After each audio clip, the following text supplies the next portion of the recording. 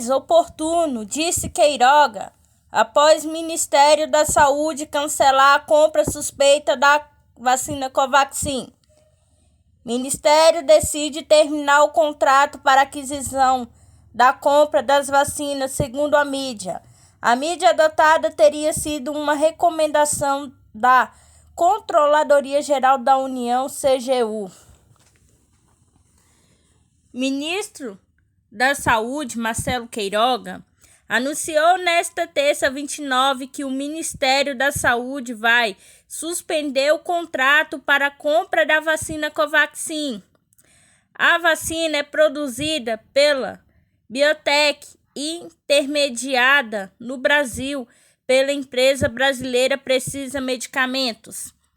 O contrato foi assinado em fevereiro, prevendo a importação de 20 milhões de doses do imunizante. Não é mais oportuno importar as vacinas neste momento, disse Queiroga. As doses da Covaxin nunca chegarão a ser enviadas, uma vez que a Anvisa negou seguidos pedidos de importação do imunizante, pois os mesmos não entendiam critérios técnicos. O imunizante indiano se tornou uma questão política de grande proporção quando veio a público o depoimento de Luiz Ricardo Miranda, servidor da área de importação do Ministério da Saúde ao Ministério Público. No depoimento dado em 31 de março, Luiz Ricardo afirma ter sofrido pressão atípica para acelerar os trânsitos da Covaxin dentro da pasta. Em depoimento à CPI da Covid, na sexta-feira 25, ele e seu irmão, deputado Luiz Cláudio Miranda, do DEM-DF, disseram ter alertado pessoalmente o presidente Jair Bolsonaro sobre irregularidades na compra da Covaxin. A medida adotada pelo ministro Marcelo Queiroga em relação ao imunizante teria sido uma recomendação da Controladoria Geral da União, CGU, segundo o Globo. Em meio à polêmica com a Covaxin, outro imunizante entrou na mira da CPI da Covid nesta terça 29. O presidente da CPI, senador Maíses, do PSD Amazonas, anunciou que vai apurar sobre uma suposta negociação paralela para a compra das vacinas da AstraZeneca. Enquanto todos esses embargos e escândalos ocorrem em torno de compra de vacinas, o Brasil registrou hoje mais de 658 mortes e 30.307 novos casos de Covid-19, totalizando 5.014.202 óbitos e 18.447.420 diagnósticos da doença, informou o consórcio entre Secretaria Estadual de Saúde, veículos de empresas com a agência Sputnik Brasil. Calheiros diz que Bolsonaro sofre de falta de memória e pede prorrogação dos trabalhos da CPI. Após declaração do presidente de que não tem como saber tudo o que acontece nos ministérios, relator da CPI ironiza a fala de Bolsonaro para Calheiros. As investigações precisam de mais tempo diante do escândalo da compra da Covaxin. Após declaração do presidente Jair Bolsonaro, nesta segunda 28, dizendo que não tem como saber tudo o que acontece nos ministérios, o relator da CPI, senador Renan Calheiros, MDB Alagoas, debochou da fala do presidente, dizendo que ele sofre da falta de memória muito grande. O presidente da República está com uma falta de memória muito grande, porque hoje ele falou que não sabia nada do que acontecia nos ministérios e não fez referência à conversa com o deputado Luiz Cláudio Miranda, do DEM do DF, e com seu irmão Luiz Ricardo no dia 20 de março. Seria o caso de mostrar para ele esse calendário, disse o relator. Calheiros ainda complementou que o presidente deveria dizer alguma coisa convincente, ao invés de se calar sobre a conversa que teve com os irmãos Miranda, segundo a mídia. Em meio ao escândalo da compra de vacinas supostamente superfaturadas da Covaxin, Bolsonaro disse ontem, 28, que não tem como saber tudo o que acontece, o que apenas confia nos ministros e vai conforme o noticiado. Eu recebo todo mundo. Ele que apresentou. Eu nem sabia da questão de como estava a Covaxin, porque são 22 ministérios. Só o Ministério do Rogério Marinho, Desenvolvimento Regional, tem mais de 20 mil obras, então eu não tenho como saber o que acontece nos ministérios. Vou na confiança em cima de ministro e nada fizemos de errado, declarou Bolsonaro. Quando diz ele que apresentou o presidente, se referia ao deputado federal Luiz Cláudio Miranda, do DEM do DF, que disse em depoimento à CPI da Covid que alertou pessoalmente Bolsonaro sobre irregularidades na compra do imunizante de ano. Prorrogação da CPI. Na mesma declaração, Calheiros pediu a prorrogação dos trabalhos da CPI em 90 dias, dizendo que as investigações estão sofrendo obstruções grandes, o que, ao que tudo indica, um caso de corrupção em torno da compra das vacinas estão se desenhando, o que é necessário mesmo tempo para apuração. Este momento trata da investigação do desvio de dinheiro público, com o aparecimento de escândalos e esquemas que parecem grandiosos desde já. Nós temos problemas com a Covaxin, temos problemas com a vacina, Cassino, e vamos ter outros problemas, porque muitas pessoas estão querendo falar à CPI, disse o senador. Na sexta-feira, 25, o relator e alguns outros membros da CPI acusaram o Ministério da Saúde e o ministro Marcelo Queiroga de dificultarem o acesso à informação para a realização de investigações mais rápida e profunda sobre a compra de vacina contra a Covid-19 com a agência Sputnik Brasil. Vacina do Butantan é segura e induz resposta imune em adolescente e criança, mostra o estudo publicado na Lancet. Artigo científico divulgado nesta segunda-feira, 28, aponta que a Coronavac tem um ótimo perfil de segurança em crianças de 3 a 17 anos e estimula a produção de anticorpos. Em estudo científico publicado na segunda-feira, 28, na revista Lancet, uma das mais importantes da área do mundo, mostra que a vacina desenvolvida pelo Instituto Butantan, em parceria com a biofarmacêutica Sinovac, segura é capaz de gerar resposta imune em crianças e adolescentes de 3 a 17 anos. Os resultados foram obtidos por meio de ensaios clínicos de fase 1 e 2 com 552 participantes entre outubro e dezembro de 2020, realizado na província de Hebei, China. A taxa de soroconversão de anticorpos neutralizantes que indicam a produção de anticorpos contra o antígeno do coronavírus em crianças e adolescentes foi superior a 96% após 28 dias da vacina com 2 doses do imunizante. Em relação à segurança da vacina no grupo do estudo, as reações adversas observadas foram de grau 1 e 2, ou seja, de leve e moderada. Apenas 1% dos voluntários apresentou reações diversas de grau 3. A maioria das reações diversas ocorreu em 7 dias após a vacinação e os participantes se recuperarem em até 48 horas. As reações mais comuns foram dor no local da aplicação 13% ou febre 5%. Os dados, portanto, indicam um ótimo perfil de segurança e bons títulos de anticorpos neutralizantes induzidos pelo imunizante, o que apoia um esquema vacinal de 2 doses para estudos adicionais no grupo de crianças e adolescentes.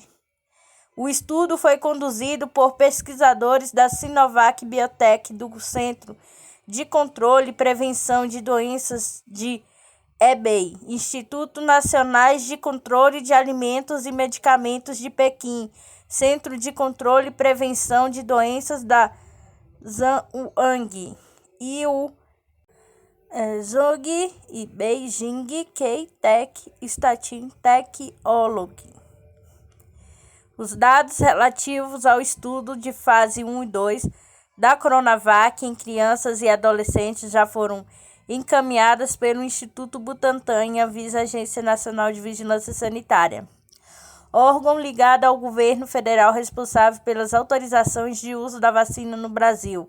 A doação do imunizante para a população brasileira com idade inferior aos 18 anos cabe ao Ministério da Saúde e os resultados indicam que a vacina e segurança também para o público infantil, para os jovens, com o avanço das pesquisas, será possível muito em breve atestar a eficácia da Coronavac nesta população específica, afirma Dimas Cova, presidente do Butantan, vacina em adultos. Em abril deste ano, o Butantan concluiu o pré-print do artigo relativo ao resultado final da pesquisa clínica de fase 3 da Coronavac, que confirmou a eficácia global de 50,7% da vacina, chegando a 62,3% se as 2 doses forem aplicadas com intervalo igual ou superior a 21 dias. Os dados referentes ao estudo com 2,5 mil voluntários realizado no Brasil também apontam que, para os casos de Covid-19, para requerem algum tipo de assistência médica, a eficácia da vacina virou entre 83,7% e 100%. O resultado preliminares da pesquisa da fase 4 realizada pelo Butantan no município de Serrana, interior de São Paulo, com 27,1 mil participantes, demonstraram que a Coronavac, quando aplicada em 75% de uma população, ajuda a controlar a pandemia da Covid-19, criando um cinturão imunológico, levando à proteção coletiva, reduzindo drasticamente a transmissão do vírus. Após a vacinação, incidência de mortes despencou 95%, as internações foram reduzidas em 86% e o número de hospitalização pela doença caiu 86%. Desde 17 de janeiro, o governo de São Paulo, por meio do Instituto Butantan, forneceu ao Ministério da Saúde 202 milhões de doses da vacina contra a Covid-19. Ao Ministério da Saúde, a Coronavac é um dos imunizantes mais utilizados pelo PNI, Plano Nacional de Imunização. Astrônomos revelam que pode haver vidas nas nuvens de Júpiter. Novo estudo descarta a possibilidade de vida na atmosfera de Vênus, porém sugere que o caso de Júpiter parece ser muito mais otimista. Uma equipe internacional de cientistas concluiu que a quantidade de água presente na atmosfera de Vênus é tão baixa que nem sequer os micróbios mais tolerantes à seca da Terra poderiam sobreviver nela, segundo o novo estudo. Os resultados parecem contradizer a pesquisa publicada em 2020 por um grupo de cientistas que informou sobre a descoberta de gás fosfina, pH3, nas nuvens de Vênus. Um dos potenciais marcadores biológicos e substâncias químicas que podem evidenciar a presença de organismos microbianos. Um novo estudo publicado na revista Nature Astronomy analisou dados de diversas sondas espaciais enviadas a diferentes planetas do sistema solar, que sobrevoaram a atmosfera de Vênus, coletando dados sobre a temperatura, umidade e a pressão nas espessas nuvens de ácido sulfúrico que cercam esse planeta. A partir destes dados, cientistas calculam o chamado atividade da água e a pressão do vapor da água dentro das moléculas nas nuvens. Quando observamos a concentração afetiva de moléculas de água nesta nuvem, descobrimos que eram 100 vezes mais baixa para que sobrevivessem inclusive os organismos terrestres mais resistentes, afirmou o microbiólogo John Rosfont, da Universidade Kean de Belfast, é o autor principal do estudo. O especialista ainda afirma que na Terra os micro-organismos podem sobreviver a prolífera de gotas de água na atmosfera, temperatura de até 40 graus Celsius. É uma atividade de água de ao menos 0,585 hora. O nível de atividade das nuvens de Vênus é de 0,004. Chances de haver vida em Júpiter. Entretanto, os pesquisadores também analisaram dados de outros planetas e descobriram que as nuvens de Júpiter fornecem atividade suficiente da água e a temperatura para, teoricamente, sustentar a vida. Júpiter parece muito mais otimista. Há ao menos uma camada de nuvens de Júpiter onde se cumpre os requisitos da água, e afirmou astrobiólogo da NASA, Chris McKay, coautor do estudo. Porém, os altos níveis de radiação ultravioleta ou a falta de nutrientes poderiam impedir que a vida potencial prospere em Júpiter, e então mais medições seriam necessárias para determinar se realmente poderia abrigar seres vivos. John Roosevelt adicionou que esta técnica utilizada para calcular a atividade da água poderia ajudar a determinar a habilidade dos exoplanetas com a agência Sputnik Brasil. Licitação do bloco 3 da cadeia deve atingir 3 bilhões. Valor foi estimado pelo governador do Rio de Janeiro.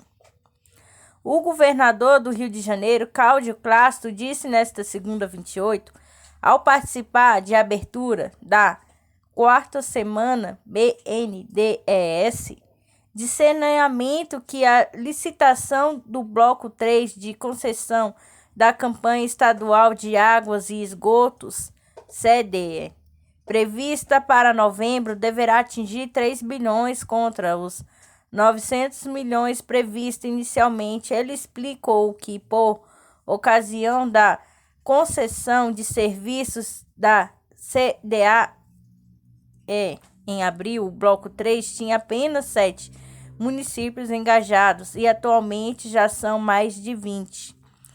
Durante o primeiro leilão, 3 dos 4 blocos de concessão regionalizada dos serviços de abastecimento de água e esgotamento sanitário, à exceção do bloco 3, foram vendidos para os consórcios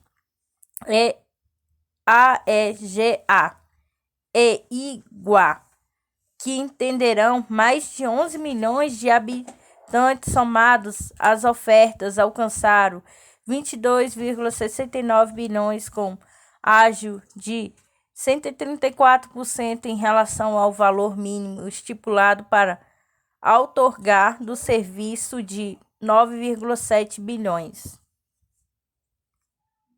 CPI dos royalties questiona não pagamento de ICMS em demissões temporárias. A Comissão Parlamentar de Inquérito da CPI da Assembleia Legislativa do Estado do Rio de Janeiro, ALERJ, que investiga a queda na arrecadação das receitas compensatórias pela exploração de petróleo e gás no Estado, se reuniu nesta segunda-feira, 28, com empresas parceiras da Petrobras, o presidente da CPI, deputado Luiz Paulo, Cidadania, e o representante da Secretaria Estadual de Fazenda, Cefax, Alex Gonçalves, questionaram o não pagamento de ICMS pelas empresas exploradoras nas admissões temporárias, que são importações de bens que devem permanecer no país por prazo fixado. A CPI não é apropriadamente o local para debater o jurídico, mas entendo que pela cordialidade e parceria devemos discutir o devido pagamento integral de 3% sobre o valor desses 20 e 30 anos que essa plataforma produziu petróleo e gás. Estamos buscando saber se há sonegação fiscal, se houve, quem deve investigar, e o Ministério Público Estadual, MPRJ, declarou Luiz Paulo, integrante da assessoria fiscal da ALERJ, ex-diretora da Agência Nacional do Petróleo, ANP, Magda Chambriardi, questionou a utilização de bens durante toda a vida produtiva dos campos e plataformas como temporária. O tema da admissão temporária é controverso, embora se considere a demissão temporária, esses bens participam do desenvolvimento dos campos de petróleo durante toda a vida produtiva, às vezes até mais de 30 anos, onde está definido na lei brasileira a admissão temporária de década. Os planos de desenvolvimento são documentos oficiais onde constam a vida produtiva dos campos e de suas plataformas, indagou. Alex Gonçalves se posicionou em nome da Cefaz a favor do pagamento do ICMS, neste caso afirmando que no pagamento é prejudicial ao Estado. Nós não alinhamos a opinião do deputado Luiz Paulo. O parlamentar e o governo estadual e a Cefaz buscam promover desenvolvimento, colocar um tapete vermelho para as empresas suspender-se o pagamento de ICMS, para desenvolver empregos e rendas a fim de ficarmos a ver navios. O fato lesa o Estado do Rio de Janeiro em uma demissão temporária de 20 anos. Caberia o pagamento de 3% sobre o total, frisou. Gerente-geral da Representação e Negociação Externas em matéria tributária da Petrobras, Cristiano Gadelha, defendeu o não pagamento e afirmou que o pagamento desestimularia a construção de plataformas no país. Fazemos esta análise como uma base legal. No decreto 9.128, por exemplo, a Receita Federal identifica quais bens são temporários e quais são permanentes. Fazer em sentido diverso seria um desestímulo a contratar em todo ou em parte a construção de plataformas ou módulos no país, acrescentou.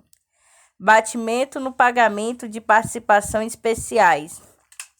Luiz Paulo questionou a diretora tributária da Equinor Brasil, Márcia Loureiro, sobre a responsabilidade no cumprimento da metodologia de cálculos dos abatimentos feitos no pagamento de participação especial, se seria da Petrobras ou da empresa. A diretora informou que as empresas parcerias podem auditar o operador, no caso, a Petrobras, segundo ela. A Equinor não realizou nenhuma auditoria no campo de reencador na Bacia de Campos, desde a aquisição pela empresa de 25% de participação no campo em 2018. Alvo da CPI da Covid, contrato de doses da vacina, Cassino, é rompido pelos chineses, diz mídia. Após denúncia relacionada à compra da vacina indiana Covaxin, a CPI da Covid informou que vai investigar a negociação feita pelo ministro da Saúde para aquisição de doses da vacina chinesa do Cassino. O laboratório chinês Cassino Biológico reincidiu de forma unilateral o contrato de parceria com a empresa brasileira Bausch Farmacêutica para a oferta de uma vacina de dose única contra a Covid-19. Os chineses teriam alegado razão de compliance. O fim da parceria ocorre após o Ministério da Saúde ter assinado uma carta de intenção de compra de 60 milhões de doses da vacina conhecida como Convidência a preço de 17, aproximadamente 84, e a dose do valor mais alto negociado pelo governo Bolsonaro para o imunizante contra o SARS-CoV-2. O valor total fica em torno de 5 bilhões. O contrato é intermediado pela empresa Bausch Farmacêutica, alvo da Polícia Federal na Operação Falso Negativo, investigação que apura desvio de verbas na compra de teste para detecção de Covid-19 pelo governo do Distrito Federal, alvo da CPI da Covid. Após as denúncias sobre irregularidade na compra da vacina Covaxin, a CPI da Covid quer investigar a negociação para aquisição de 60 milhões de doses da vacina chinesa do Cassino.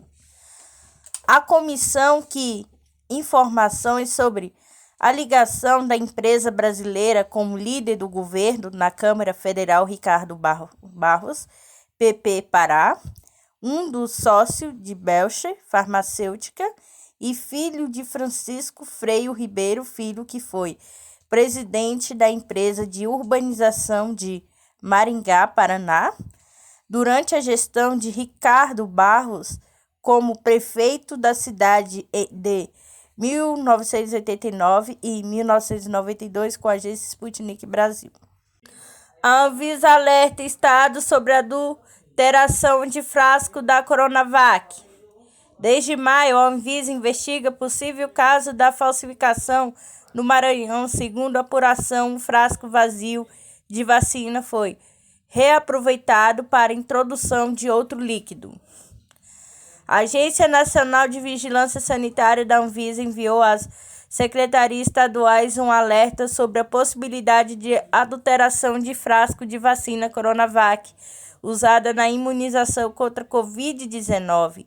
Desde maio, a Anvisa investiga um possível caso de falsificação do acordo no Maranhão. De acordo com a apuração, um frasco vazio de vacina foi reaproveitado para a introdução de um líquido desconhecido. Um lacre adulterado também foi utilizado com medidas de segurança. A agência recomendou que profissionais de saúde designados para aplicação de vacinas verifiquem se os frascos recebidos pelo Instituto Butantan estão intactos. Além disso, os frascos vazios devem ser inutilizados. Possíveis irregularidades encontradas deverão ser comunicadas por meio do sistema de notificações para vigilância sanitária notivas com a Agência Brasil. CGU recuperou 7,1 bi de fraudes no auxílio emergencial. Ministro Wagner Rosário disse que atualizou o cruzamento de base de dados para detectar as fraudes nos pagamentos. O ministro da Controladoria Geral da União, CGU, Wagner Rosário, disse nesta segunda-feira, 28, durante uma entrevista ao programa Censura da TV Brasil, que trabalhou da CGU permitiu que a União economizasse 7,1 bilhão em valores pagos indevidamente no auxílio emergencial. Foi o valor que foi suspenso pelo Ministério da Cidadania. Essa é a nossa estimativa pelo número de beneficiários que foram suspensos pelo programa. Foi um trabalho bastante importante, porque além da gente cortar as fraudes, a gente permite que quem realmente necessita receba o recurso, disse o ministro. Durante o programa, Wagner Rosário também falou, entre outros temas, sobre o trabalho da CGU, o combate à corrupção, acordos de leniência, a CPI da Covid e a divulgação de salários de aposentados pensionistas pelo portal da transparência. O ministro explicou que utilizou o cruzamento de base de dados para detectar fraudes no pagamento do auxílio emergencial. Nós tínhamos basicamente 3 grandes grupos que estavam no auxílio emergencial. Um era um pessoal da Bolsa Família, outro era pessoal do Cadastro Único do governo, ou seja, estão vinculados outros programas, mas não ao Bolsa Família. E também quem se cadastrou junto ao Caixa Econômico Federal tendo a necessidade de recebimento deste recurso. Nós pensamos a cruzar essas bases de dados com diversas outras bases, explicou. Rosário explicou que no caso do auxílio emergencial, há tantas fraudes pontuais quanto fraudes de grandes grupos, como hacks que tentam simular CPFs, inseri-los para tentar que eles sejam aprovados nos crivos do governo. Tem algumas fraudes que são mais difíceis de detectar, por exemplo, como eu vou saber se uma mãe cuida daquele filho sozinha ou não, explicou. As mães chefes de famílias têm direito de receber o beneficiário em dobro.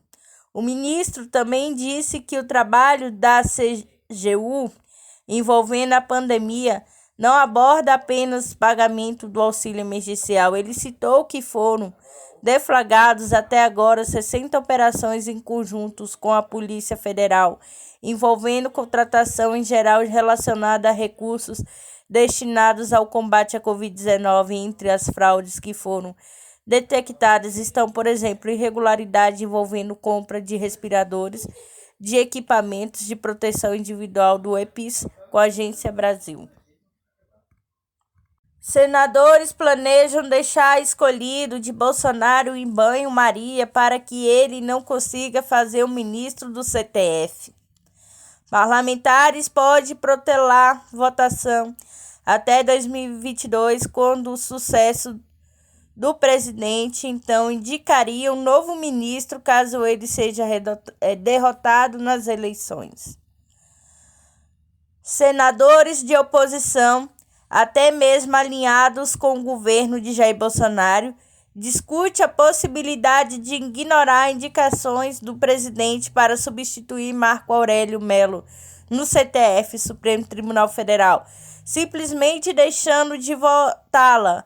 O magistrado se aposenta em julho. Caso o nome não se encaixe no perfil desejado pelos parlamentares, como ocorre com o advogado-geral da União, André Mendonça, tido até agora como favorito no entorno de Bolsonaro. A ideia é simplesmente sentar em cima da escolha sob o argumento de que o Senado tem outras prioridades para debater. Ministro pede à população que poupe energia e água. Afirmou que é natural que os brasileiros tenham preocupação com possibilidade de um reacionamento que aconteceu em 2001. O ministro de Minas e Energia, Bento Albuquerque, pediu na noite desta segunda-feira, 28, a colaboração da população para economizar energia e água devido à crise hídrica. Em pronunciamento oficial na cadeia de rádio e TV, ele afirmou que o natural que os brasileiros tenham preocupação com a possibilidade de um racionamento, como aconteceu em 2001. O ministro reiterou que o governo está atento e afirmou que o sistema elétrico brasileiro evoluiu nos últimos anos e que traz garantia do fornecimento de energia elétrica aos brasileiros. Durante o pronunciamento, o ministro citou medidas do governo para enfrentar a situação, incluindo um programa de redução de consumo voluntário para incentivar grandes empresas e indústrias deslocarem o uso de energia para o horário menos disputados. O mecanismo ainda está em elaboração e não há previsão de quando será lançado. Segundo o ministro, o consumo consciente vai reduzir a pressão no sistema elétrico e o custo da energia gerada. Essas medidas são essenciais, mas para o aumento da nossa segurança energética é fundamental, para além dos setores do comércio, de serviço e da indústria, a sociedade brasileira, todo cidadão consumidor, participe desse esforço, evitando desperdício no consumo de energia elétrica. Com isso, conseguimos minimizar os impactos no dia a dia da população, afirmou. Entre as ações citadas pelo ministro está a medida provisória publicada na noite desta segunda-feira, em edição extra do Dicionário Oficial da União. Como antecipou o Estadão Broadcaster, o texto cria um grupo que poderá determinar mudança nas vazões de reservatórios de hidroelétrica e dar poderes excepcionais ao Ministério de Minas e Energia para determinar medidas relacionadas à crise. O texto publicado hoje sofreu diversas alterações em relação à primeira proposta, também relevada pelo Estadão Broadcaster. Após repercussão negativa, o governo decidiu retirar o termo racionalização compulsória da MP. Também não há menção e programa de racionamento, corte compulsório no consumo de energia ou a racionalização incentivo à economia de energia, segundo Albuquerque. A intenção da MP é fortalecer a governança do processo decisório.